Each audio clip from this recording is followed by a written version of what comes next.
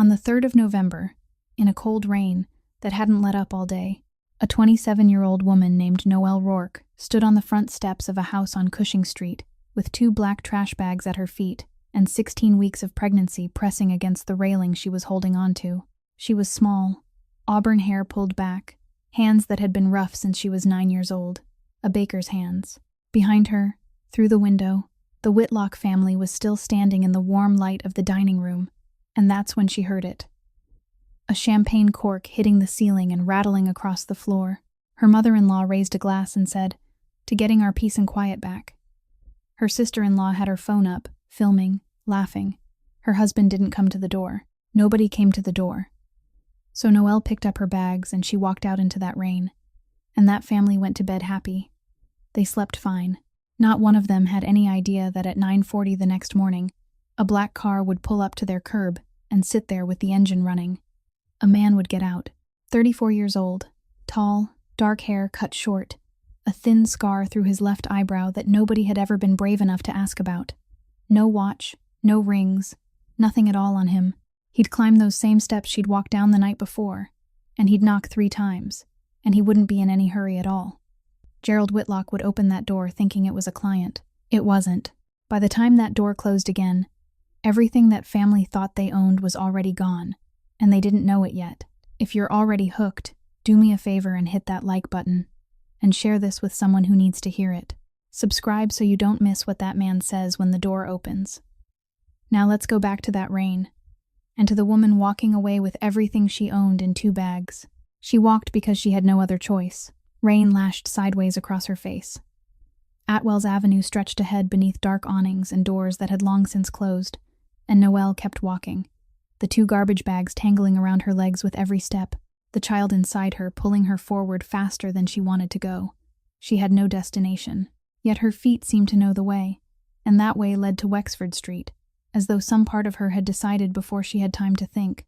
After a while, she had to stop beneath the awning of a shuttered electrical supply store, set the 2 bags down on the wet concrete, and open her hand. Ruthie's money still held its original folds, the old bills gone soft with the sweat of a woman who worked for others, and there was a little loose change in her coat pocket as well. She counted it twice to be certain. Even together, it still wasn't enough for one night at the cheapest motel in the neighborhood. She stood there, watching the water run along the gutter, and the strange thing was that she didn't feel afraid.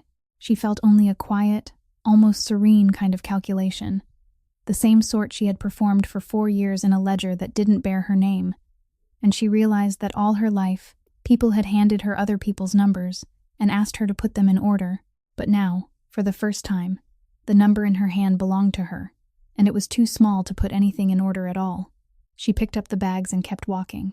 Wexford Street appeared beyond the corner, narrow and dark, and the familiar storefront was still exactly where it had always been, except the lights were out. Noelle took the key from her coat pocket, the key whose teeth had been worn smooth by being held through so many years, and pushed it toward the lock. It wouldn't go in. She pulled it out, turned it over, and tried again. It still wouldn't go in. Then she bent closer, wiped the rain from her eyes, and looked carefully. The lock was new. The brass was still bright and gleaming, without the faintest trace of tarnish, so new that it looked out of place against the old wooden door, like a false tooth in an old person's mouth. She raised her eyes to the window her father had once cleaned every Saturday morning. Paper had been pasted across it from the inside. Noelle stood motionless before that door for a very long time, still holding the useless key in her hand, and there wasn't a single curse in her mind, not a single name, only a strange emptiness, like the feeling of missing a stair in the dark. Then she went around to the back. The alley was still as narrow as she remembered, still carrying the damp smell of old brick walls, and at the far end stood the concrete step. It was still there. No one could take it away because it held no value worth taking. She set down the 2 bags, braced one hand against the wall, and lowered herself onto the step where her father used to place the basket every night before turning off the lights. The rain kept falling. She placed one hand over her belly, and that was when she cried. Not because she had been thrown out of her husband's home, not because of the sound of the cork popping, not because the man who had married her hadn't come to the door. She cried because of the lock, because that lock meant someone had come here, had stood in this exact place, had removed the old one and fitted a new one, and had done it long ago without her ever knowing. It meant that while she sat keeping their books, while she cooked their meals, while she called that woman mother, a stranger's hand had been opening the door to her father's home. She remained on that step until both legs went numb and the cold began seeping all the way into her bones. And then she stood, because she understood very clearly that even if she wanted to sit there until morning, the living child inside her did not. Late that night, she entered the hospital emergency waiting room, the only place in the city still open and warm.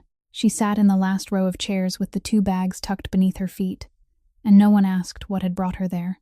In the morning, a social worker passing through stopped beside her and handed her a printed list of shelters in the area. Noelle thanked her, folded the paper into quarters, and slipped it into the pocket of Ruthie's coat.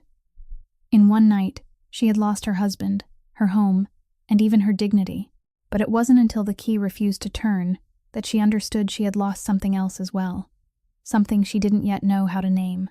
That concrete step was where she had grown up. And to understand why a new lock could break a woman who had endured 4 years without uttering a single complaint, one must first speak of the man who once stood in the kitchen behind that door. Colm Rourke was the only Irish baker on a street filled with Italians, and through all the years he had never considered that strange. He came to this country with nothing but his 2 hands and a soda bread recipe his mother had recited to him instead of writing down. He rented the old storefront on Wexford Street when it was still an abandoned shoe repair shop, and he rebuilt the oven himself with fire bricks bought cheaply from a materials yard at the end of the line. His wife died when Noelle was very young, so young that later she couldn't remember her mother's face, only the faint memory of a singing voice and the scent of lemon soap.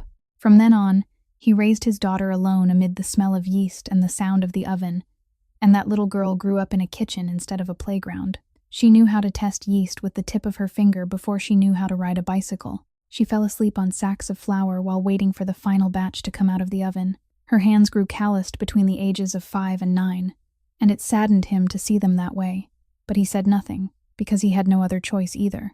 Even now, after reaching adulthood and sitting through more silent meals than she could count, she still believed that what he had taught her wasn't the craft of baking, but the ritual he performed every night before turning out the lights. He placed the soda bread loaves, still warm from the oven, into a wicker basket, covered them with a cloth, then carried the basket outside and set it on the back step.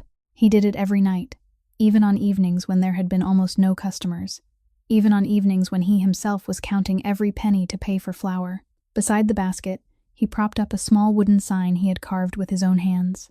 The lettering was clumsy, some grooves deep and others shallow, and it bore only a few words. Take what you need. No names asked.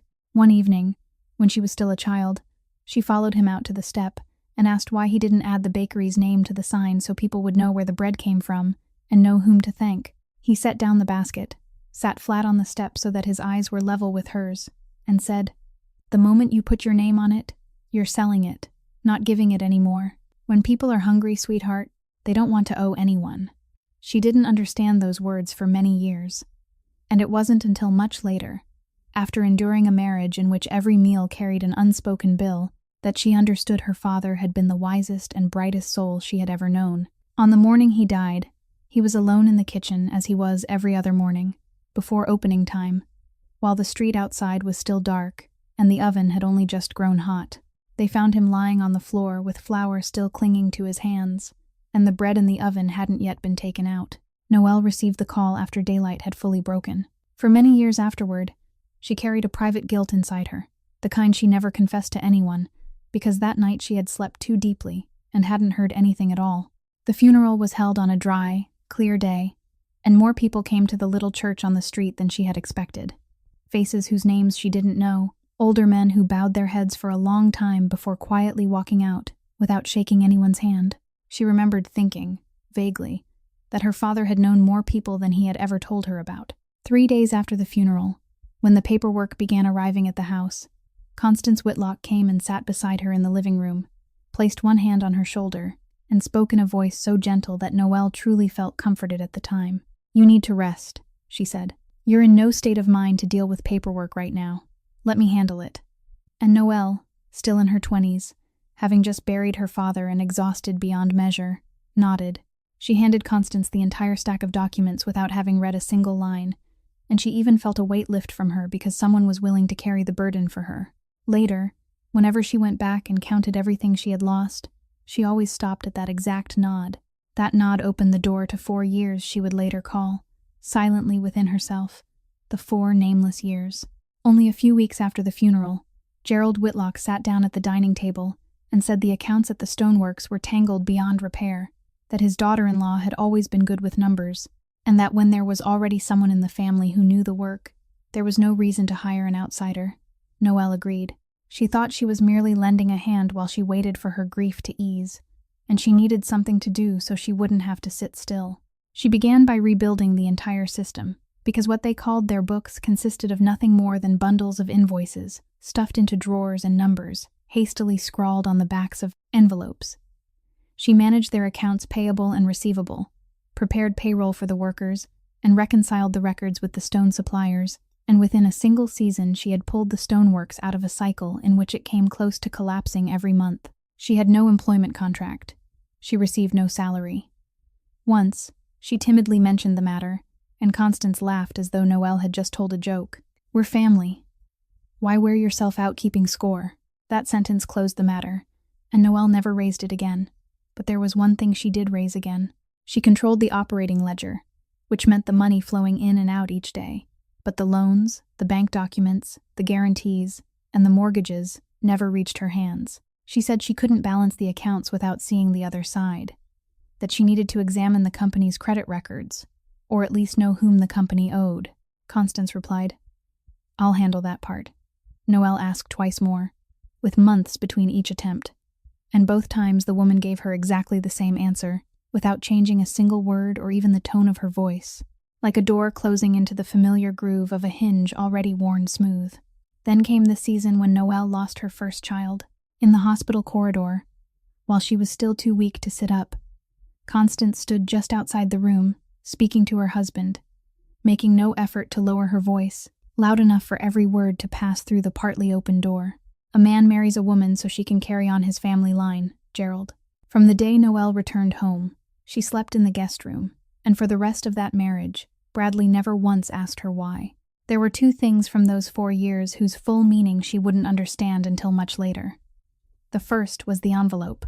Every month, Constance handed her an envelope and said the bakery would rot away if it remained empty, so she had rented it out on Noelle's behalf, and naturally the rent belonged to her. Save it for the baby. Noelle didn't spend a single dollar of that money. She opened a savings account in the name of her unborn child, and every month she carried the unopened envelope straight to the bank, deposited the money, then brought the receipt home and placed it in a drawer. She did it with the same devotion her father had once shown when carrying the basket out to the back step. And each time the balance in the account rose a little, she felt something inside her grow warm. The second was the small bank savings account her father had left behind. It wasn't much, only what a baker had managed to save after a lifetime of rising before 4 o'clock in the morning. But it was the only property in the world that bore one name and one name alone, hers, and no one in the Whitlock household knew it existed. She had intended never to touch it. But then, during the first winter, Gerald failed to pay the workers for 1 pay period, and she sat before the payroll sheet staring at the empty columns, knowing that behind every one of those empty spaces was a kitchen with nothing in it to cook. She went to the bank, withdrew a small amount, and used it to cover their overtime pay. She entered the amount in the ledger beneath a nameless line, one only she understood, and she told no one, not even her husband, especially not her husband. It happened more times than she cared to remember. A little each time, and each time she promised herself it would be the last. By the night she stood in the rain with 2 garbage bags at her feet. Her father's money had been gone for a long time, and there was nothing left for her to withdraw. It all broke open on an afternoon in October, while she was reconciling the outstanding accounts, when Gerald entered the office at the stoneworks and placed a bank statement in front of her. $54,000 had left the operating account in a single transfer, not divided into smaller amounts, with no warning beforehand. Noelle looked at the statement, and her first reaction was the instinct of a bookkeeper. She immediately asked when the transfer had been made and where it had originated, because she knew better than anyone that she had built that system with her own hands. She had deliberately made it secure. A transfer couldn't be initiated from a telephone, and it couldn't be initiated from a computer at home. There was only one way to do it: by sitting at the computer in the stoneworks office, the one positioned beside the window overlooking the stone yard, and signing in with an account authorized to transfer money. She had designed it that way because she feared losses, because she wanted every dollar leaving the account to leave a trail behind.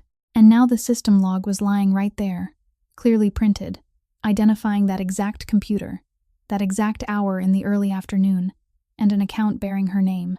She read the line 3 times, and she understood at once that the lock she had fitted with her own hands to the door of her home had trapped her inside. They didn't call the police. They didn't bring in an auditor. They called her home for dinner. That evening, the long table in the Whitlock dining room had been cleared. There was no food, only several printed pages arranged neatly in the center. 4 people sat on one side.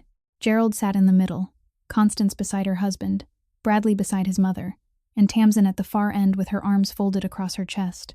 Noelle sat alone on the other side, and because her pregnant belly forced her to push her chair slightly farther back than usual, she looked lonelier still. Constance spoke first, and she began so gently that anyone listening from the hallway might have thought she was advising her daughter-in-law about some matter in the kitchen. "I don't want to make this into something bigger than it needs to be," she said. "I only need you to tell me the truth," Noelle explained. She spoke about the system log, said that someone else knew the password, said that anyone who entered the office could sit at that computer, and reminded Constance that she herself had asked Noelle to open the system for her several times. She spoke with the calm voice of someone who believed the truth needed only to be presented clearly for everything to be settled. Gerald struck the table once. The papers jumped. Then he settled back into his chair and didn't strike it again. Tamsin interrupted to say that her sister-in-law always had an explanation for everything. And throughout that entire hour, Bradley didn't say a single word. At last, Constance turned to her son and asked in the voice of a mother granting him the right to decide, though in truth, she had made the decision before they ever sat down at the table. She asked whom he believed. Noelle looked at her husband. 4 years beneath the same roof, 4 years of keeping the books for his family, 4 years in which he had watched her become pregnant, lose their child, and become pregnant again, and all she needed from him was one sentence. Bradley lowered his eyes to the empty plate in front of him and said, "I don't know anymore, Mother. Some words don't need to be spoken loudly to bring something crashing down." Noelle remembered that after those words, she could no longer clearly hear what followed. She caught only fragments of Constance's voice speaking about the company's reputation, about the family needing time, about how it would be easier for everyone if her daughter-in-law made her own arrangements. Then she gave the final number of that evening, and it was the only number in the entire meeting that no one disputed. 48 hours. While Noelle was finding her way through the cold rain, the clock on the dining room wall at Cushing Street was already ticking toward 9:40 the following morning. Inside, life continued, as if no tragedy had occurred. In the kitchen, Ruthie Alvarez stood washing the very champagne glasses used to celebrate Noelle's departure the night before, the warm water running over her numb hands. In the dining room, Gerald was loudly negotiating a stone shipment, while Constance sipped her morning tea and Tamsin scrolled through her phone. Then came the 3 measured knocks. It wasn't a loud noise, yet it froze the entire house. When Gerald opened the door expecting an ordinary business client, he found himself facing the tall man in the gray coat, the stranger with the thin scar through his eyebrow who spoke without urgency, yet stripped away their entire empire in less than 2 minutes. From the kitchen doorway, Ruthie watched in utter silence as the man set 2 thin manila folders onto the foyer table. She didn't need to read the legal seals to know what they contained. She only saw Constance's face drain of all color as the full weight of their newly assigned debt was laid bare. By the time the heavy front door clicked shut and the black engine faded down the street, the Whitlocks were left standing in absolute ruin. Gerald stared at the folders on the table, his hands trembling too violently to open them. Tamsin's phone slipped from her fingers, and for the first time in 22 years, Constance Whitlock sat paralyzed in her chair, staring blankly at the wall, completely oblivious to the cold tea in her cup. That afternoon, Noelle returned to Wexford Street simply because she couldn't think of anywhere else to go. The printed list of shelters was still in the pocket of Ruthie's coat. She had read it 3 times in the hospital waiting room, and still hadn't found the courage to call any of the numbers, because calling would mean admitting the truth, and she wasn't ready to admit it yet. She went around to the back, set down the 2 bags, and sat on the concrete step. The rain had stopped, but the wind blowing in from the harbor was bitterly cold, and she pulled up the collar of the coat to cover the back of her neck. At the far end of the street, a black car was parked close to the curb. She had noticed it when she passed, assumed it belonged to someone in the neighborhood, and no longer had enough room in her mind to give it another thought. The car had been there since morning. After a while, she heard a car door close and the sound of shoes against the alley pavement. Then a man's shadow stopped a few steps away from her. Noelle looked up. He was a tall man in a gray wool coat, with dark hair cut short, and he stood there with both hands empty, carrying nothing, without the hurried manner of someone who had come to intrude upon another person's grief. He didn't introduce himself. He didn't ask whether she was Noelle Rourke, though he clearly knew. Nor did he say anything about finding her seated on a concrete step with 2 garbage bags beside her. He didn't ask whether she was all right, and he didn't offer to drive her anywhere. Later, when she thought back on that moment, she would be most grateful to him for precisely that. He asked her only one question, and he asked it very quietly. He asked whether she knew whose name was now on the title to the bakery. Noelle opened her mouth to answer that of course it belonged to her, that her father had left it to her, that her mother-in-law had merely rented it out on her behalf and gave her the rent money every month. But the words couldn't leave her mouth. They caught somewhere inside her because, in that same instant, she saw again the bright brass lock on the front door, and she understood that she was about to hear something she had truly known since the night before, but hadn't yet been willing to name. The man bent down, placed a document on the step beside her, then moved back 1 pace to give her room to read. It was an official property record. Noelle picked it up with both hands. She was a bookkeeper. She could read a document like that faster than she could read a page from a story, and her eyes went directly to the 2 most important lines. The first was the date of transfer, and that date lay far back in the past, much farther than she had imagined, long before the evening in the dining room, long before the child inside her had been conceived, back in the months when she was still taking an envelope to the bank every month and depositing it into the savings account for her unborn child. The second line contained the name of the new owner, and it was the name of a family company bearing her husband's surname. Then her eyes dropped to the bottom of the page. Her signature was there. Noelle sat motionless, staring at that signature for a very long time. It looked like hers. It looked so much like hers that if someone had placed it before her in the middle of a stack of other documents, she might have passed over it without noticing. But she had signed that name every day throughout her life, and there are certain things only their owner can see. The slant leaned the wrong way. The first letter had been written more slowly than she ever wrote it. Slowly, like the hand of someone trying to make it look right, rather than someone signing her own name. Whoever had written it had done so with great care, and Noelle had never been careful with her signature. She sat there for a very long time holding the document, in the exact place where her father had once set down the basket every evening. Wind swept through the alley, and a cloth hanging from the neighbor's clothesline snapped sharply in the air. There was no anger inside her then, only a slow and chilling understanding that what they had taken from her wasn't a bakery. A bakery could be bought again, reclaimed, or fought for in court. What they had taken was the place where her father had once stood. After she had finished reading the document and had sat in silence for a while, the man reached into his coat pocket, took out a ring of keys, and placed it on the step where the property record had been lying. He said there was a small room on the 2nd floor above a closed flower shop at the end of the street. The room was vacant, with hot water and heat, and it had a private entrance on the side of the building, so she wouldn't have to pass through anyone else's space. Noelle looked at the keys. She asked how much it cost each month. He answered that there would be no charge. She was silent for several seconds, then stood, swaying slightly after sitting for so long, and bent down to pick up the 2 bags. The man didn't try to stop her. He merely stood there, watching her struggle with them. And that was when she finally spoke, though she didn't raise her voice at all.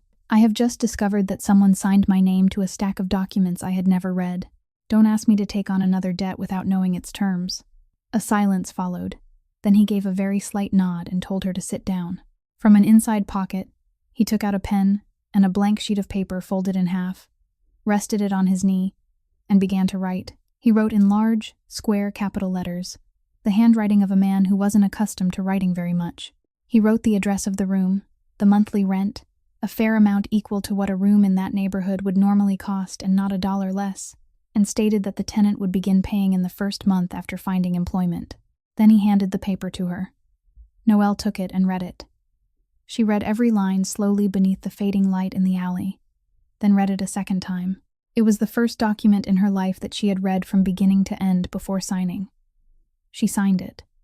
Then she looked up and asked why he was doing this. The man gazed toward the entrance of the alley for a moment. He told the story briefly, adding nothing, his voice as flat as if he were reading a column of numbers from a ledger. He said that when he was 19 years old, he owed money to the wrong people and had been forced to run in the middle of winter with nowhere to sleep. For 3 nights, he sat outside behind a bakery on Wexford Street because some warmth still radiated from the oven wall. He said he was so hungry he couldn't sleep, and at dawn on the first morning, he found food that had been left outside. The same thing happened on the second morning, and again on the third. I didn't know who he was, the man said. He didn't ask who I was either. That is the reason. Then he buttoned his coat and walked toward the mouth of the alley, and the black car pulled away from the curb before Noelle could think of anything to say. The room above the flower shop was small, with a sloping ceiling, and the air still carried the faint sweetness of old flowers that had seeped into the wooden floor over the years. There was a bed, a hot plate, and a wooden table beside the window. That evening, Junie Kowalski arrived carrying a pot that was still warm and wrapped in a towel, with a canvas bag tucked beneath one arm.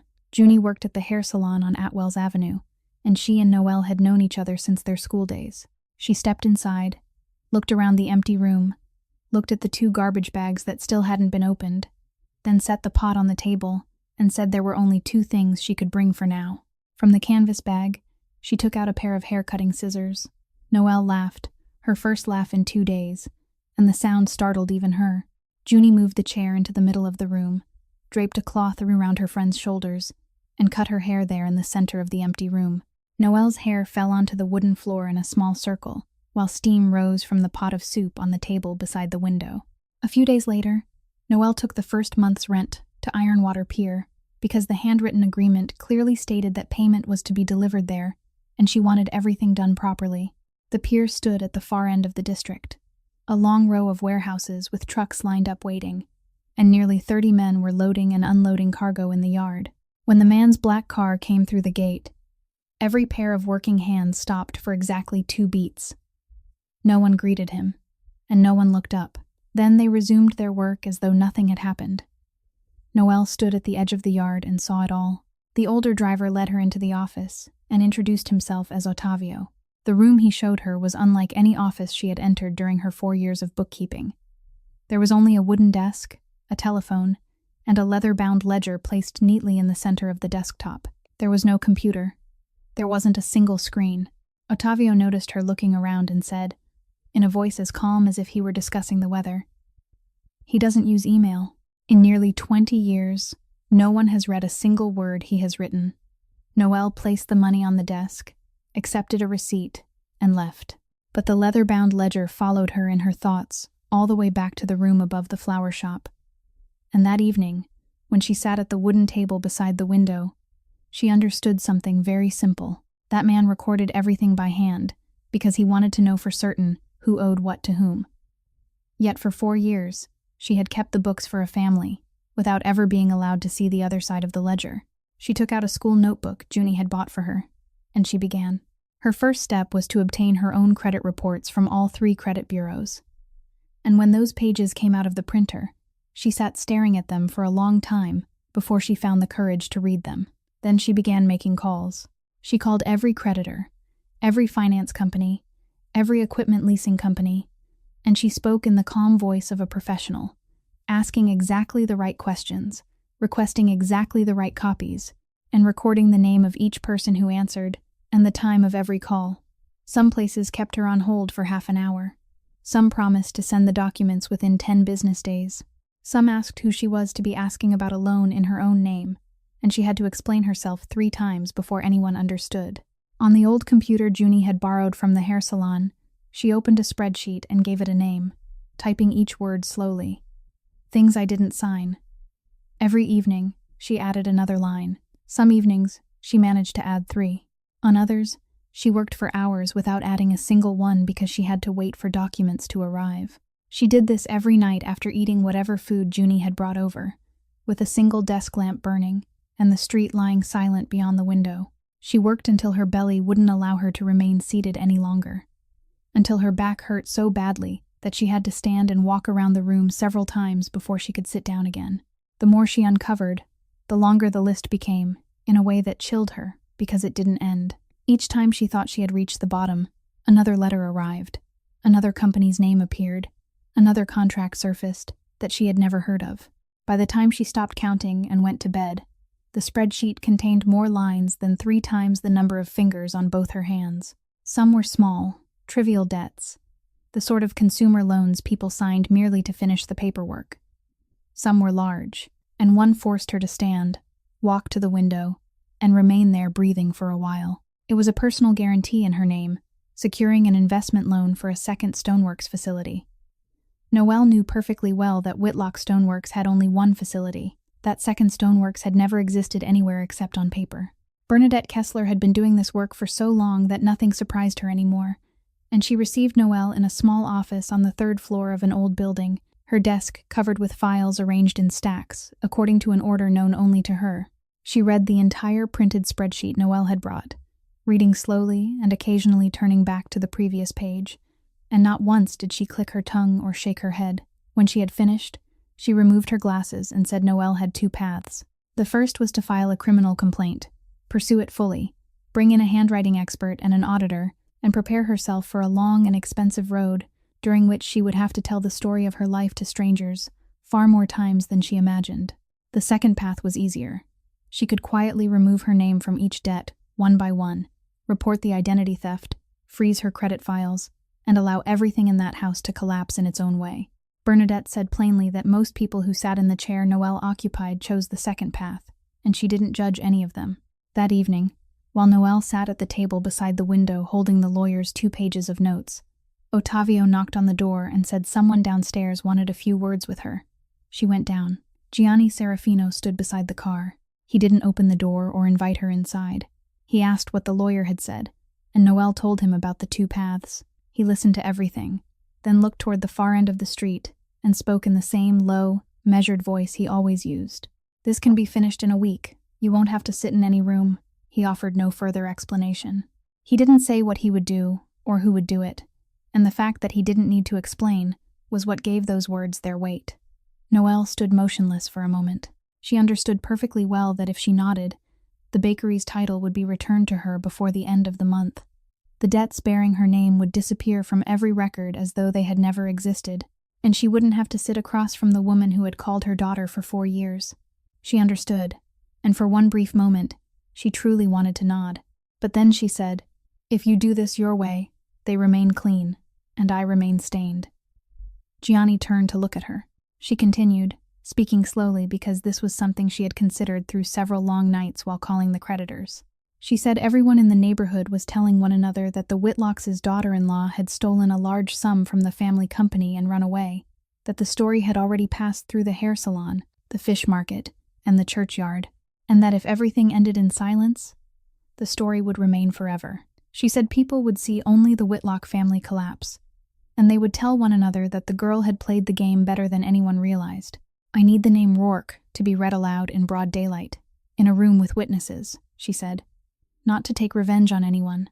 I need it so that one day, when my child attends school in this neighborhood and someone speaks about its mother, there will be a document to point to." Then she spoke her final words in the voice of someone stating an obvious truth, rather than making a declaration. "I grew up inside a bakery oven, Mr. Serafino," she said. "My family is more accustomed to 4 o'clock in the morning than it is to darkness." Gianni didn't answer immediately. He remained there for a long time with one hand resting on the roof of the car, and Noelle could see clearly that he wasn't searching for a response. He was searching for a weakness in the argument she had just made, searching out of the habit of a man who had spent his entire life finding weaknesses in other people. He searched and found none. Something almost imperceptible changed in his face, and later, when Noelle remembered that evening, she would think it hadn't been the expression of a man indulging a woman. It was the expression of a man who had just lost an argument no one had managed to win against him in a very long time. Then he nodded. The following month, when the rent came due, Noelle returned to Ironwater Pier with the payment. She had found a few small bookkeeping jobs for a shoe repair shop and a fish market in the neighborhood. The money wasn't much, but it was enough for her to carry the envelope there without borrowing from anyone, and she cared more about paying on time than she did about paying in full. She was waiting in the outer office, where several plastic chairs stood in a row along the wall, when the door to the inner office opened. The man who emerged was in his late 50s, and wore a work jacket with his name embroidered over the chest, and he walked with the posture of someone whose spine had just been pulled from his body. Noel would later learn that his name was Desmond Vale, that he had managed the warehouse at the pier for nearly 20 years, and that everyone there knew his face. They had just discovered that for a long time he had been secretly diverting cargo for his own benefit. He had taken only a few steps when he saw her and stopped short. He looked at her pregnant belly, looked at the envelope in her hand, then spoke in a hoarse, urgent voice, the voice of a man who knew he had only seconds left. "I don't care who you are. Listen to me. Don't accept anything from him. Anything at all." Ottavio approached from behind, placed one hand very lightly on the man's shoulder, and guided him toward the door. No one raised a voice. No one was restrained. The outer door closed, the sound of shoes faded across the concrete yard, and only the steady hum of the ventilation fan remained in the waiting room. Then, Gianni appeared in the doorway of the inner office. He didn't ask whether she had heard anything. He merely said, "Please come in, Miss Rourke." Noelle stood there for one beat. She thought about what the man had just said, about the ring of keys placed on the concrete step, and about the handwritten agreement in large capital letters that she had read twice before signing. Then she stepped inside. The room was exactly as it had been before, with the wooden desk, the telephone, and the leather-bound ledger lying open in the middle of the desk, a pen resting across the page. Gianni sat down and lowered his eyes to the ledger. He wrote one line, then stopped. Noelle placed the envelope on the desk, pushed it toward him, and said she wanted a receipt. He took out a receipt, wrote the date and the amount, signed it, and slid it back to her. She folded it in half and slipped it into her coat pocket. She should have left. Instead, she remained standing there and asked, "He has a daughter, doesn't he?" She didn't know why she had asked. Perhaps it was because of the work jacket with his name embroidered on it. Perhaps it was because of the way the man had looked at her belly before he had time to decide what to say. Gianni didn't look up. His eyes remained on the ledger, the pen still in his hand, and he answered in the voice of someone reading an entry that had already been recorded. "I have paid her tuition for next term." The girl had nothing to do with what her father did. Then he finished writing the line. Noelle left Ironwater Pier and walked home, moving very slowly because something had just rearranged itself inside her mind. For weeks, she had thought of that man as a strange benefactor, someone who had once slept outside on her father's back step and was now repaying the kindness in his own way. Now she understood that her understanding had been incomplete. He never threatened anyone. He didn't strike tables as Gerald did, didn't raise his voice, and didn't speak a single word for the sake of sounding powerful. He simply informed people. He said something would happen, and then it became so. The most frightening part wasn't that the man had been made to leave. It was that Gianni hadn't needed to raise his eyes and watch it happen. The entire city listened to him, and he never had to speak loudly. Noelle crossed Atwell's Avenue with one hand resting on her belly, and for the first time, she thought with perfect clarity and complete awareness about exactly whom she owed. On the morning when the man in the gray wool coat climbed the steps of the Whitlock house and placed 2 folders on the foyer table, he didn't merely bring down a family. He also made a profitable stone transportation contract and a steadily earning debt vanish into thin air, and most of the money behind both belonged to Rocco Fanucci. Rocco didn't react immediately. He was the kind of man who could sit quietly for several weeks, ask a few questions in exactly the right places, and eventually discover that the man who shared ownership of a lending company with him had personally destroyed a profitable arrangement without asking anyone's permission. He traced the reason backward, and what he found at the end of the thread wasn't a rival or a business deal, but a woman's name. The invitation to the restaurant was delivered directly to Noelle by a polite, well-dressed man, and she had intended not to go. But Kessler told her to go, to meet him in a crowded place, and to remember every word. The restaurant stood in the middle of Atwell's Avenue, the kind of establishment with cloth tablecloths and older waiters who knew the customers by name. Rocco was already seated at the table farthest inside. He was in his 60s, with neatly combed silver hair, and when she arrived, he stood, pulled out her chair, ordered for both of them, and asked whether she had been eating well lately. Then he placed an old photograph on the table. Noelle looked down. It showed a thin boy, with unruly black hair, his wrists handcuffed, standing between 2 police officers, with a bruise still visible on his cheekbone. She recognized him immediately, though the photograph had been taken many years ago, because the narrow scar crossing his left eyebrow had already been there. "I bailed that boy out," Rocco said. He was 19. He owed the wrong people, and he had no one. I paid his debt. I gave him a place to stand. He turned the photograph until it sat square with the edge of the table. He is protecting you with the very thing I gave him all those years ago. I thought you should know whom you owe, and how many layers deep that debt runs. Noelle said nothing. Rocco poured water for her, then went directly to the matter at hand. He said the situation had gone far beyond what it was worth, that a woman preparing to give birth shouldn't be standing between two men who had done business together for decades, and that he was willing to give her enough money to leave the state, rent a respectable place somewhere else, deliver her child in peace, and begin again. He said it in the voice of an uncle concerned for his niece. Then he mentioned one more thing, speaking as though it had only just occurred to him. He said the Whitlocks had stopped paying property taxes on the Wexford Street building long ago, that the city never waited for anyone, and that in the middle of April, the tax lien would be sold at public auction. Whoever bought it would hold the right to foreclose on the building. He looked at her with a kindly expression and said he knew her lawsuit to void the transfer was still awaiting trial, which meant that for the present, she wasn't the legal owner, which meant she couldn't step into that auction. He said it as casually as one person might wish another good health before the plates were brought to the table. The food arrived. Noelle didn't touch hers. Rocco ate with a healthy appetite, and as he ate, he told several stories about old business dealings and about the days when the harbor had been different from what it was now. Then he let one sentence fall as though he were boasting about a good habit. In my entire life, I have never paid more than the number I wrote on paper. Not even when I lost. A man who breaks his own rule once will break it a second time. When he had finished speaking, he wiped his mouth, and the remark passed like any other piece of dinner conversation. At the end of the meal, when the waiter brought the check, Noelle opened her wallet.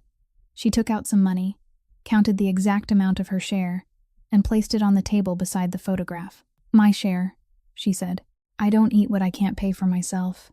Rocco Finucci stared at the money for a long time. Then he smiled, for the first and only time in this entire story. Ah, no wonder. Kessler worked quietly and quickly, and once the identity theft reports were filed, everything began finding its way back to where it belonged. The collection letters that had long been arriving in the mailbox of a woman living temporarily above a flower shop suddenly changed direction, and they went instead to the house on Cushing Street, where 4 people lived and where every expense from the past 4 years had originated. First came one letter, then several, then a stack so thick that the mail carrier had to bend it to fit it into the box. And after that stack arrived, people began calling her. Bradley sent messages throughout an entire night. The first came before it was very late and contained only 2 words, asking whether she was still awake. Then the messages grew longer. He wrote that he missed her, that the house was terribly cold now, and that his mother couldn't sleep. He wrote that he knew he had been wrong, and he repeated it many times in different words. Finally, when morning was almost breaking, he sent the message Noelle would keep for a long time afterward, as a reminder to herself, I was wrong. But you never gave me a chance either. Noelle read every message. She didn't answer a single one. 2 days later, he came to see her. He stood beneath the staircase along the side of the building and pounded on the door. Not hard, but for a long time. The kind of pounding made by someone who believed he had the right to have the door opened for him. Noelle went downstairs and opened it. She stood in the doorway with one hand gripping the stair railing, her pregnant belly forming a barrier between them, and he began to speak. In less than a minute, he said a great many things, that everything had slipped beyond his control, that he only wanted them to sit down and talk properly for once, and that the baby was his child too. Noelle allowed him to finish. Then she said exactly one sentence. That night, you stood in the kitchen holding a glass. I don't need you to apologize. I only need you to remember where you stood. Then she closed the door and went upstairs. She heard him remain below for a long while, no longer pounding, and then the sound of his shoes slowly faded along the sidewalk. The third person came one afternoon, and Noelle hadn't expected her. Sloane Pryor was young and neatly dressed, carrying a small leather-bound notebook and wearing the expression of someone who had come to make everything clear. She sat in the only chair in the room and said that she and Bradley had been making plans for a future together, that the Whitlock family had welcomed her as one of their own, and that she believed Noelle deserved to know so she could make arrangements for her own life. Noelle poured her a glass of water and listened. Then, purely from professional habit, she asked one question. She asked whether Constance had given Sloane any papers to sign. Sloane said yes, 3 documents.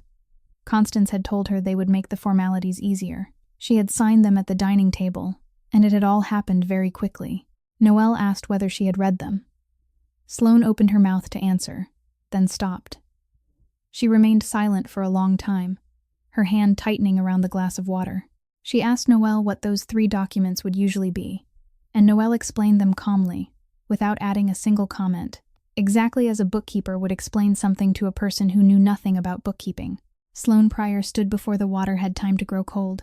She thanked Noelle and left, and several days later, Bernadette Kessler's office received a file containing photographs of every message exchanged between Sloane and Constance Whitlock. They were accompanied by a single line, stating that Sloane wanted no further part in the matter and asking that her name be kept out of it. After reading everything, Kessler called Noelle and said that in this profession, sometimes the person who came to watch you lose was the one who gave you exactly what you needed most. On the morning Noelle was scheduled to file documents at the county courthouse, snow had been falling since the night before, and the entire city was buried in white. Ottavio accompanied her, because Kessler had told her not to go anywhere alone anymore. She finished filing the documents and signing the papers, and when she stepped through the courthouse doors, Gerald Whitlock was waiting at the foot of the steps. He blocked her path and began shouting in the middle of the crowded sidewalk, accusing her of destroying an entire family, of taking their money and then hiring a lawyer to come back and tear them apart, and saying that if her father were still alive, he wouldn't have raised his daughter this way. He didn't touch her. He merely stood there raising his voice while passers-by began turning to look. Noelle stepped back once to avoid him, then took another step, and the heel of her shoe landed on the icy edge of the curb. She slipped and fell into the street. Someone cried out. Ottavio was beside her in an instant, while Gerald stepped back and fell silent, his face turning pale when he saw her sitting there with her pregnant belly. He didn't say another word. He walked away. The pain began several minutes later, and Noelle knew immediately what it was because it felt nothing like the back pain she had grown accustomed to over the past several months. Ottavio called for an ambulance. The dispatcher said the entire city had been paralyzed by the snow, that there had been a collision involving 3 vehicles at the intersection farther up, and the road was blocked, and that an ambulance would arrive as soon as possible, though it would take a long time. Ottavio ended the call, looked at the white road before them, then held out his hand for her to lean on. The hospital wasn't very far away in a straight line, but beneath the snow, every city block seemed twice as long. They made it through 2 blocks. Ottavio was already in his 60s, and he walked ahead, clearing a path through the deep snow while allowing her to hold his arm, and he didn't utter a single complaint.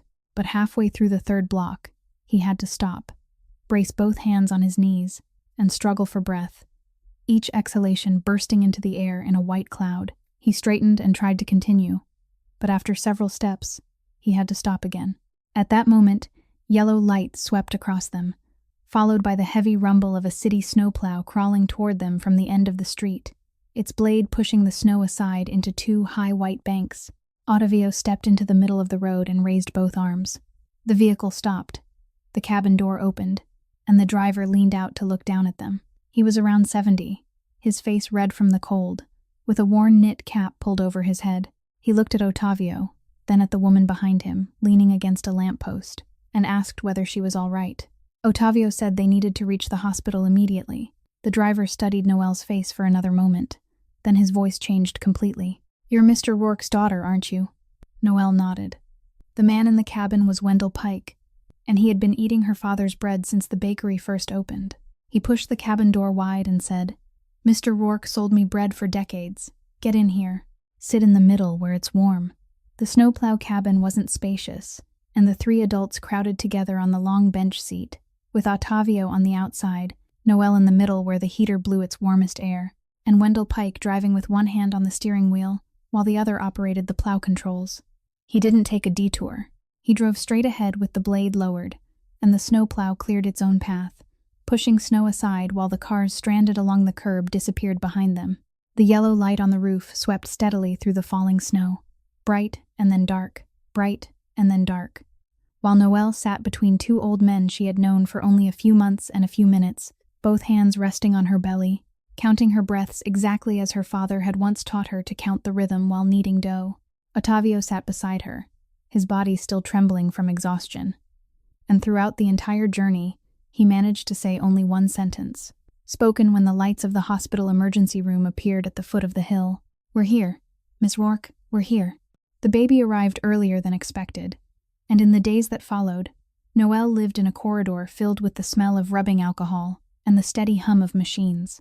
They allowed her into the neonatal intensive care unit several times each day, each visit brief, and she sat beside the incubator with one hand resting against the warm glass, speaking softly to her daughter about small, ordinary things, about the room above the flower shop, about the wooden table beside the window, and about how the two of them would make the place into a proper home. She had chosen her baby's name in her heart long ago, but she hadn't told anyone. On the fourth night, while she was sitting there, the monitor sounded an alarm. The nurses entered immediately, swift and precise. No one ran, yet everyone moved very quickly, and one of them turned toward Noelle, placed a hand against her back, and asked her to step into the corridor. The door closed. Noelle didn't collapse. She didn't scream, strike the door, or ask anyone a single question. She walked 3 steps to the opposite wall, leaned her back against it, and closed her eyes. There wasn't a single prayer in her mind, because she hadn't attended church since the day she buried her father, and the old prayers were hidden somewhere too distant for her to summon them. The only thing that remained whole within her, the only thing she knew so completely that she didn't need to think, was her father's soda bread recipe. So she recited it silently. How much flour? How much salt?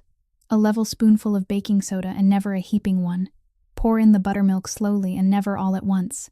Mix it gently, sweetheart, because if you work it too hard, the bread will turn tough. Shape it into a round loaf.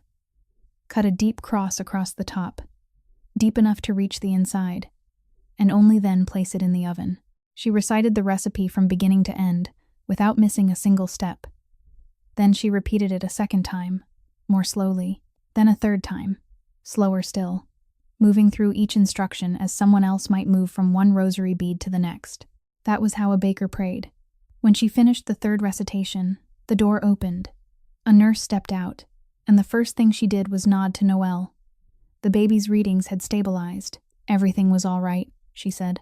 The little girl was sleeping, and Noelle could visit her again tomorrow as usual. Noelle nodded and thanked her, then walked to the row of plastic chairs along the corridor and sat down. And only after she was seated did she realize that both her knees were trembling. At the far end of the corridor, near the turn beside the elevators, a man sat in a waiting chair. He sat with his back straight, his gray wool coat folded across his lap, and he remained there throughout the night. He didn't go inside. He didn't send any messages, call anyone, or ask a nurse a single question. Inside the coat folded on his lap was a document his men had uncovered that evening. By morning, when the light beyond the corridor windows had turned white, Ottavio approached Noelle and handed her a cup of hot tea wrapped in 2 layers of paper. She looked toward the turn in the corridor. The chair was empty. Ottavio said, "He told me he would come inside only when you invited him." At noon, someone brought her the birth certificate documents to sign. Noelle filled in the baby's given name, the date and time, and the space for the mother's information. Then she stopped at the box for the child's surname. She remained before that empty box for a long time, long enough for a nurse to pass her twice without asking anything. She thought about a name that had accompanied her for 4 years and hadn't kept her for even one rainy night. She thought about the bright brass lock on an old wooden door. Then she lowered her pen and wrote, Maeve Rourke. Throughout the past season, her name had appeared on a thick stack of documents, not one of which she had signed. This was the first. Her hand trembled so badly that the first letter twisted out of shape, its downward stroke leaning so far to one side that it barely resembled a proper letter at all. But it was hers, and she didn't ask for another form so she could write it again. Noelle and her daughter returned to the room above the flower shop on a cold afternoon, and Junie had already placed a crib borrowed from her cousin in the warmest corner of the room. A few days later, Ruthie Alvarez came to visit. She climbed the staircase along the side of the building very slowly, one hand gripping the railing while the other held a pot wrapped in a towel, and when she reached the room, the first thing she did was set the pot on the table and stand silently for a long time, watching the baby asleep in the crib. She ladled soup into a bowl for Noelle and insisted that she finish every drop. Then she sat on the edge of the bed, rested both hands on her lap, and opened the cloth bag she had brought with her. Inside was an old, hard-bound ledger with a worn spine, the kind of book people kept in the foyer of a house to record the visits of anyone who came to handle official documents. Ruthie said that through all those years, whenever a notary came to the house, she was the one who opened the door, poured the water, and recorded in that ledger the date, the time, the visitor's name, and the documents they had brought. She said she had begun keeping the record because she was afraid. Several times, the lady of the house had ordered her to sign as the person receiving documents, or to place her name on the witness line, and Ruthie couldn't read all the words on those papers. She had lived in constant fear that one day someone would drag her forward and claim that she had signed one thing or another. She had kept the ledger for many years, hidden in the bottom drawer beneath the cleaning cloths, and she had never shown it to anyone. Noelle took the ledger, turned several pages, and immediately understood what she was holding. It was the one thing in the world she could never have obtained by herself, because it didn't exist in the records of any agency. It existed only in the hands and memory of a woman who worked in another family's home. Then Ruthie fell silent for a long time. She looked down at her hands and said there was something else, something she had carried even longer than the ledger, and that it was the real reason she had come that day, not the pot of soup. She began speaking about the night Colum died.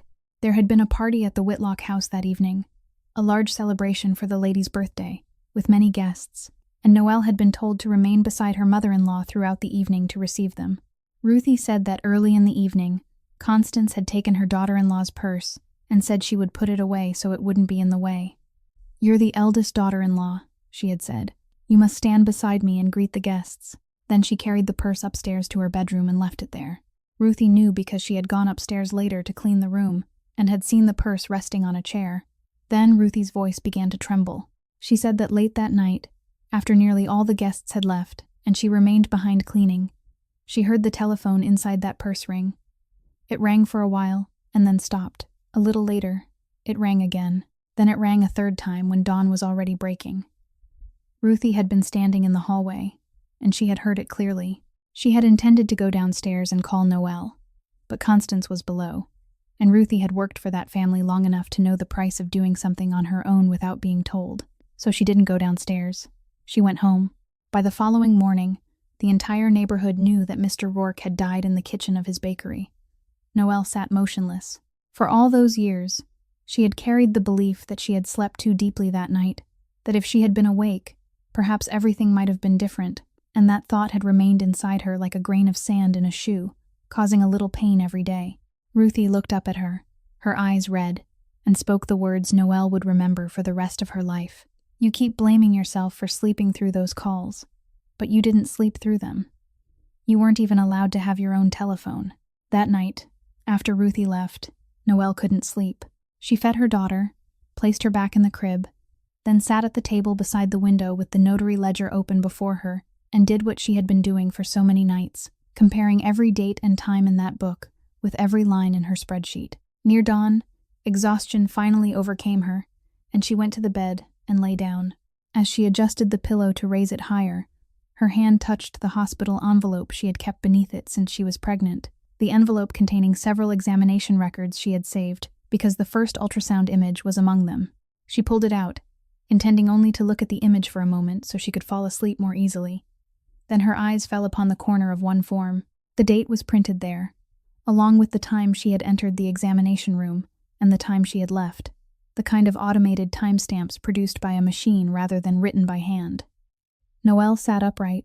She crossed the room to the table in 3 steps and turned to the exact bank statement she had read so often that she knew it by heart, the page showing $54,000 leaving the operating account in the early afternoon on a day in October, the same day, the same period of time, and that ultrasound room was in a hospital on the opposite side of the city, more than 6 miles from the stoneworks office, while the transfer could only have been made from one specific computer beside the window overlooking the stone yard.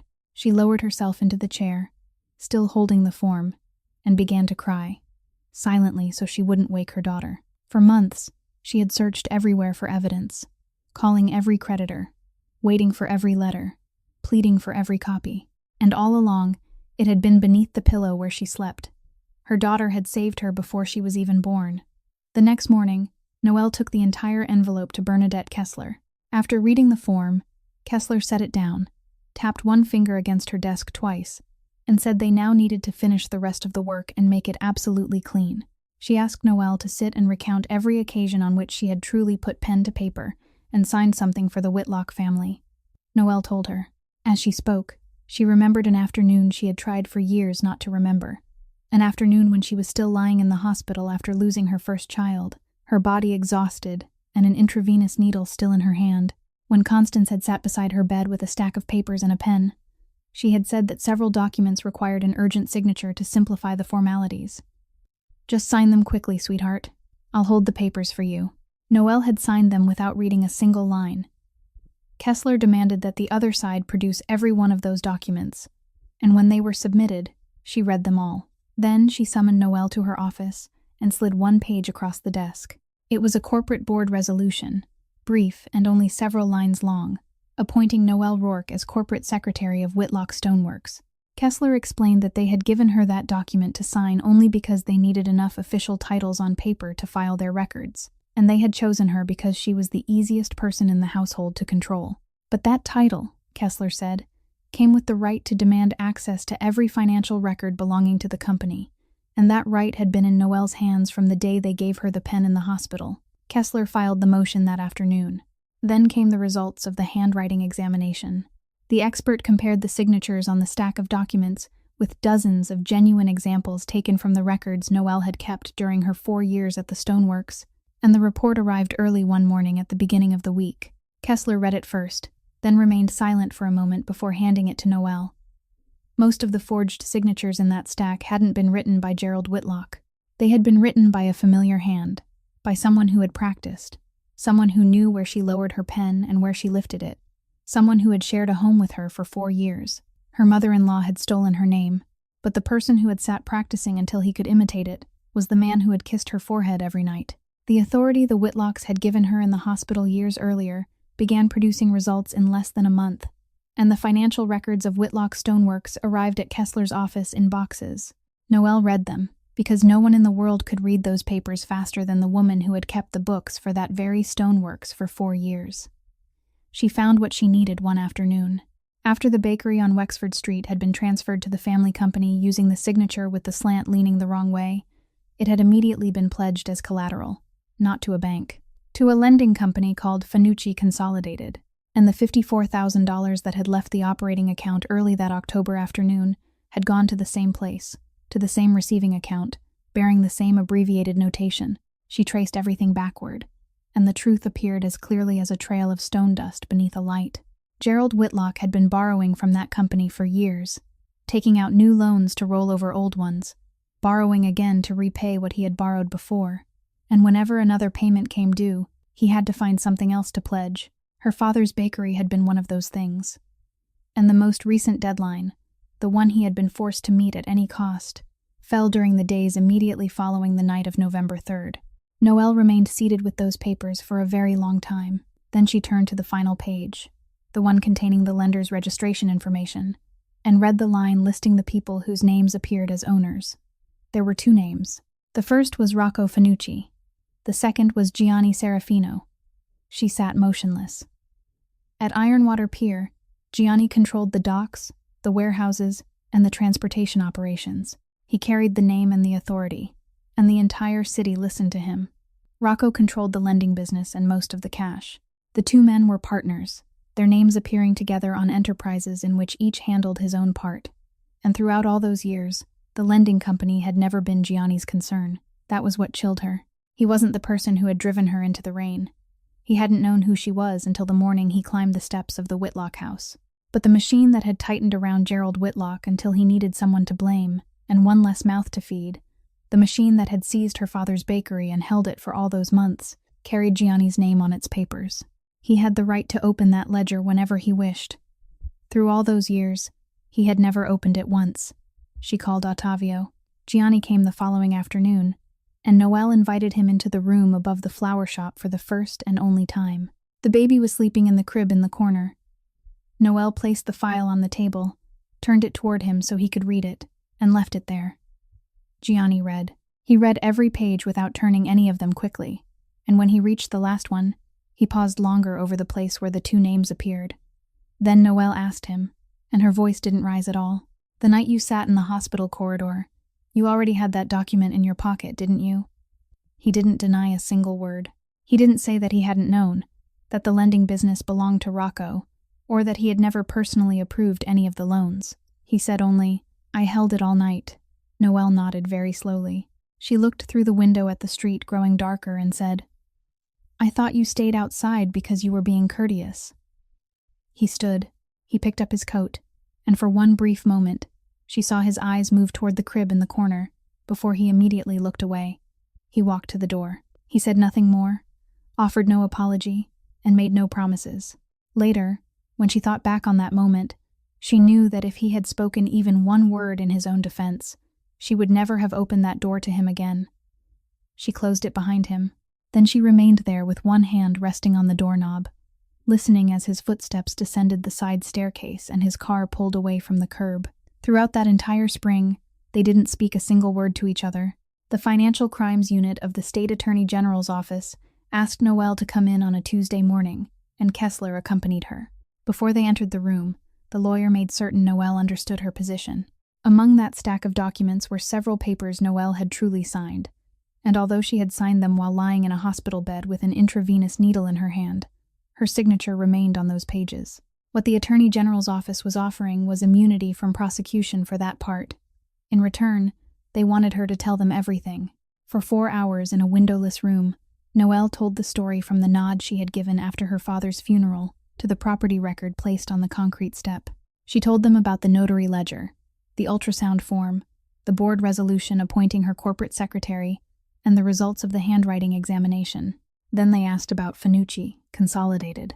She placed the file on the table and told them exactly what she had read, that the bakery had been pledged to that company as collateral, that the money she had been accused of stealing had gone there, and that the company was registered in the names of 2 men. She read both names aloud. She didn't offer a single word in defense of the second name. She didn't tell them that the man had never opened that ledger, nor did she conceal the fact that several weeks earlier, the same man had personally brought his books to that very office and surrendered them. She stated both facts in the same voice, and allowed the people on the other side of the table to arrange them for themselves. That afternoon, Ottavio waited for her on the street below. He asked nothing during the entire drive home, and only when the car stopped in front of the flower shop did he turn toward her. He asked why she had given them the part that incriminated the man who had saved her. There was no reproach in his voice, only confusion, the confusion of someone who had followed one man for nearly his entire life. Noelle remained silent for a moment, with one hand resting on the car door handle. Then she said, "He saved me without telling a single lie. I can't save him by telling one." Ottavio nodded and asked no further questions. Meanwhile, on the other side of the city, everything was tightening around Gianni Serafino with remarkable precision. Rocco Finucci withdrew all his capital from 2 logistics companies, and he completed the entire process within a single business day, filing the documents in the morning and transferring the money that afternoon without a single telephone call of warning. Ottavio later told Noelle about that day. He said Gianni had been meeting with several officials from the Port Authority when the news arrived.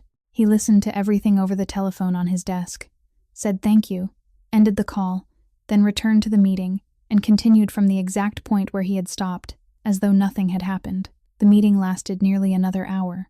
That evening, he sat in the car for a very long time in the parking lot, Ottavio told her. He didn't call anyone. I waited outside and smoked several cigarettes. The next morning, he told me to drive him to the bank. He mortgaged his own house. Several days later, Gianni personally carried the leather-bound ledger into the prosecutor's office. He didn't allow anyone else to carry it, and he didn't send it through a lawyer. He entered through the front door in broad daylight and placed it on the table. They asked whether he understood that by surrendering it, much of what it contained would be used against him. He said he understood.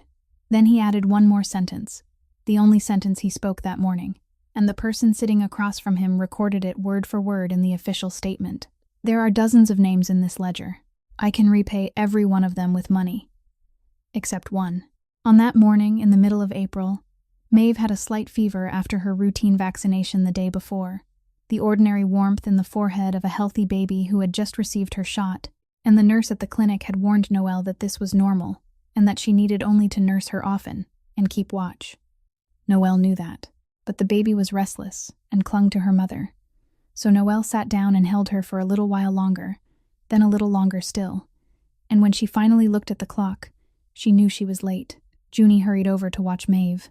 Noelle took a taxi to the city administration building, but by the time she arrived, the registration desk had closed.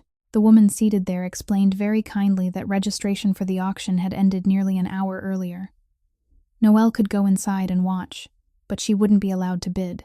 Noelle stood there with the envelope in her pocket, the envelope containing everything she had saved through months of keeping books for the shoe repair shop, the fish market, and the pizza parlor on the corner, money she had earned at night after her daughter went to sleep. Now it rested in her pocket, useless. She entered the auction room and sat in the row reserved for spectators. The room was small, with wooden chairs, and each lot was called by number in a flat voice like someone reading names from a medical waiting list. When the lot for the building on Wexford Street came up, 3 people raised their bidder cards. 2 withdrew very quickly. The remaining bidder was a young man in a gray suit seated in the front row, and Noelle recognized him because he was the same courteous man who had delivered the invitation to her before the luncheon on Atwell's Avenue. He raised the price calmly and steadily, like someone completing one last minor task on a list of errands. Noelle sat motionless. There was nothing she could do. Not one document in her possession could help her then. Not one number she had recorded in her spreadsheet mattered, and nothing she had learned during 4 years of bookkeeping could help, because she wasn't permitted to raise her hand. She sat there watching the building where her father had rebuilt the oven with his own hands drift toward a man who had never set foot inside it. Then, several rows behind her, an elderly woman rose to her feet. Ruthie Alvarez held a bidder card in her hand and raised it. Her voice trembled, but she spoke loudly enough for everyone in the room to hear. Noelle turned completely around. The old woman didn't look at her. She stared directly at the platform and raised her card again. The clerk recorded the bid. The man in the gray suit raised the amount by another increment. Ruthie lifted her card. He raised it again. She raised hers once more. Eventually, when the price had climbed far beyond what anyone in that room believed an old building on Wexford Street could possibly be worth, the man in the gray suit lowered his bidder card, took out his telephone, and stepped into the corridor to make a call. The entire room waited. He returned less than a minute later. He sat down, placed his card face down on his lap, and didn't raise it again. The auctioneer brought down the gavel. In the corridor, Noelle rushed toward Ruthie, who was trembling so badly that she had to brace herself against the wall. 4 or 5 older men stood waiting there, holding their hats in their hands and wearing old work coats, and Noelle recognized several of their faces. The oldest stepped forward, introduced himself as Emmett Boone, and said, "You won't remember us, Miss Rourke, but for 4 years, the payroll came up short every month, and somehow the money was always there. We aren't fools. We were only waiting for today." They had pooled their money together and added every dollar Ruthie Alvarez had saved for retirement after 22 years of working in a house on Cushing Street.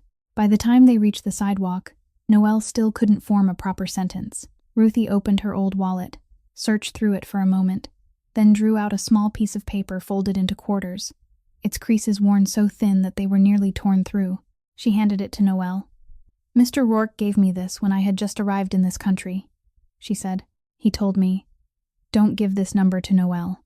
She will never call for herself. When she has no doors left to knock on, make the call for me.'" Ruthie had called that number at dawn on November 4th, from the public telephone booth at the end of Cushing Street. At the far end of the block, a black car stood close to the curb with its engine still running. No one stepped out. It remained there until the taxi carrying Noelle disappeared from sight, and only then did it pull away. The mediation session was scheduled for a morning near the end of the month, on an upper floor of a public building, in a conference room with a long table and windows overlooking the harbor. Before they entered, Bernadette Kessler stopped in the corridor and said exactly one sentence, as concise as everything she said. The file that had left the other side, with no room to deny the truth, had been delivered by a man who brought it in with his own hands, and that man had already accepted his share of responsibility for what it contained. Noelle listened. She said nothing. She adjusted her collar, picked up the file, and entered the room on her own. The 4 members of the Whitlock family sat on one side of the table. Gerald sat in the middle, visibly older, the collar of his shirt hanging much looser around his neck than it once had. Constance sat beside her husband, her back still straight, and her hair still carefully arranged. Bradley sat beside his mother without raising his eyes. Tamsin occupied the farthest seat. Noelle sat across from them with Kessler beside her. while Ruthie Alvarez sat in the row of chairs behind them, both hands resting on her old purse. Maeve was at home with Junie. The mediator read several lines of procedure and opened the session. Gerald spoke first, using the voice of a man who believed the entire matter had been exaggerated beyond reason. "We're family. Everyone signs a few papers for one another." Kessler didn't respond. She merely pushed the file into the center of the table. Constance waited until it was her turn, then began to cry. Her tears came at exactly the right moment. The tears of someone who knew there was a person in the room whose heart might soften. She spoke about the years she had kept her daughter-in-law beneath her roof, about the meals they had shared, about how she had regarded Noelle as her own daughter, and about how every family endured difficult times. Then she wiped her eyes, looked up, and delivered her final blow. "If Colm were still alive, he would be ashamed of you." The entire room fell silent. Noelle stood. She didn't shout a single word. She opened the file, turned to the first page, and began reading aloud. She read the date of the first document and the name of the loan it concerned. Then the second, then the third. She read in the level voice of a bookkeeper presenting a balance sheet to a supervisor, without emphasis and without raising her voice. And because of that, every date that fell onto the table sounded like a small stone dropped into a basin of water. The fourth document, the fifth. The mediator stopped taking notes. At the sixth, Noelle paused. She lifted the page and looked directly across the table at the man sitting beside his mother with his head lowered. She didn't say his name. She said nothing about the handwriting, the expert examination, or the evenings he had spent practicing. She merely looked at him for the length of 3 breaths, then lowered the document and continued with the 7th. Everyone in the room understood. After reading the 10th document, she closed the file. Then she spoke, more slowly this time. "My father left me 2 things, a bakery and a basket. You were able to take the bakery because a bakery has a value written on paper. But when you picked up the basket, you didn't know what it was for, so you put it down. That is the entire reason you are sitting on that side today while I am sitting on this one." Constance opened her mouth, then closed it again. Noelle continued, "You asked whether my father would be ashamed of me. Here is my answer. My father gave bread to a boy sleeping outside on his step without asking his name. You threw your pregnant daughter-in-law into the rain and opened a bottle of wine. One of those 2 people should be ashamed.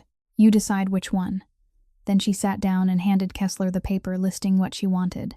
Kessler had prepared a much longer list, had calculated the highest amount the other side could be required to pay, and had advised Noelle to demand everything. She didn't demand everything. She asked for 3 things. First, the return of every document belonging to the bakery on Wexford Street and the cancellation of the fraudulent transfer. Second, repayment, according to a schedule under which the Stoneworks employees would be paid first, receiving in full all the wages and overtime they had been denied during those 4 years, while Noelle's portion would be placed last and paid whenever the money became available. Third, a written statement signed by all 4 members of the family confirming that Noelle Rourke had never taken a single cent from the company, and that statement had to be read aloud in that very room, before the mediator, the clerk, and everyone seated there. Gerald read the paper and pushed it toward his wife. Constance read it, and she no longer cried. Bradley was the first to sign. He reached for the pen, and everyone at the table could see his hand trembling.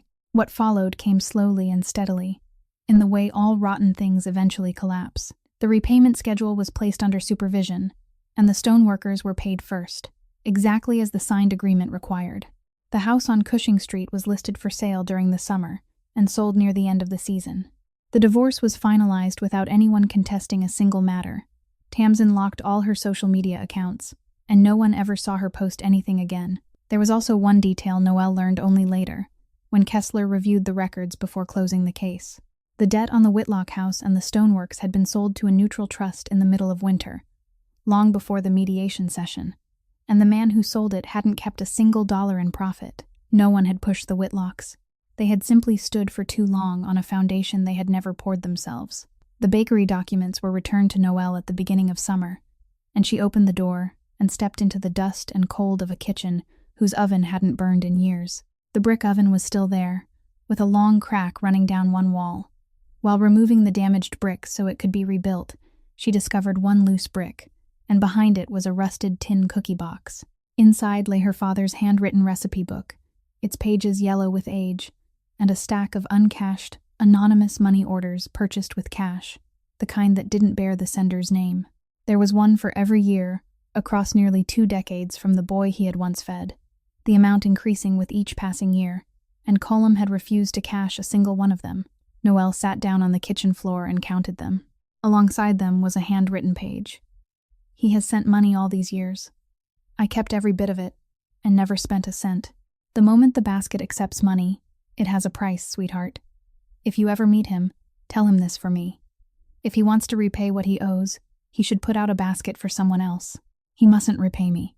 Many years after the winter night he had spent sleeping outside on the back step, the man had returned exactly once, in broad daylight, carrying money and fully intending to repay the kindness properly. Colm Rourke hadn't accepted it. He had merely poured the young man a cup of coffee and told him that what he had received wasn't something that could be repaid. The young man had left a piece of paper bearing a telephone number on the counter. Colm never called it, but he never threw it away either. The bakery reopened early on a Saturday morning in October, while the sky was still dark. Maeve slept in the carrier against her mother's chest, warm and peaceful amid the smell of bread fresh from the oven. Ruthie stood behind the counter, the creases in her new apron still crisp. Junie poured coffee for the first customers. Ottavio sat at the corner table reading the newspaper like a regular who had occupied that seat for years. In the kitchen, a man stood with his sleeves rolled up, washing trays, and pinned to the work schedule beside the door was a handwritten note in large, square capital letters, the paper he had given Noel several months earlier. Beneath experience, he had written exactly one line: "Washed trays for 2 weeks when I was 19. When the first batch came out of the oven, Noel placed several loaves in the wicker basket, covered them with a cloth, carried it outside, and set it on the back step. Then she hung her father's wooden sign in its old place. She had carved only one additional line beneath the original words. Still no names asked. That morning, a woman stood alone across the street, much thinner than before, clutching an old purse in her arms. Noel saw her. She went inside, took a loaf that was still warm, walked across the street, and placed it in the woman's hands. Constance opened her mouth to speak, but Noel didn't allow her the chance. My father gave people bread without asking their names, so today, I won't ask who you are either. Then she turned and went back inside. The bell above the door rang behind her. That winter, Ruthie Alvarez held the first health insurance card she had ever possessed and wept in the middle of the bakery counter, crying even as she continued wrapping bread for the customers. The letter Bradley sent to his daughter was placed inside a box labeled, "For Maeve, when you are old enough to decide for yourself," and one morning, the basket was empty before daybreak. Footage from the old camera at the entrance to the alley showed a black car stopping there, a man in an expensive coat stepping out, standing before the wooden sign and reading it for a long time, taking one loaf of bread, and leaving. This story leaves us with 3 very simple truths. A kind person isn't someone who gives forever, but someone who can give without surrendering their own name. Anything that requires us to remain silent in order to be loved isn't love, and giving without asking someone's name is the only way to preserve the dignity of both the giver and the receiver. If today's story touched your heart, please subscribe to the channel, press the like button, and share it so that every day we may continue listening together to more stories of human kindness. How did Noel's story make you feel? Please leave us a comment. We sincerely want to hear what lies deep within your heart. We wish everyone watching this video good health, a joyful life, and peace in every day ahead. Goodbye, and we look forward to seeing you again in the next video.